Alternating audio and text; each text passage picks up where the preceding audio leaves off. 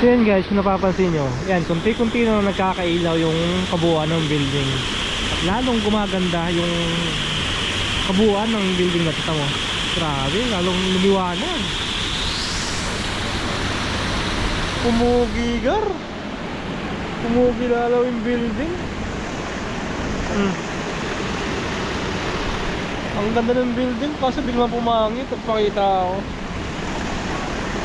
Tapos yun, ang ganda, grabe oh. Yeah. So yun guys, sa mga ating kabayan nandito sa may part ng Europe, huwag nyo pa palampasin na pumunta dito sa may Hungary, sa Parliament. Yan, ito yung masisilayan nyo tuwing gabi. Napakaganda nyan. Grabe, very colorful. Oh, right.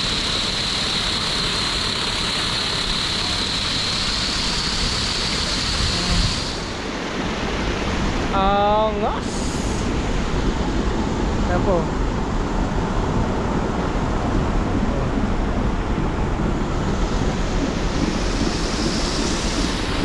So yun guys, yan lang for today.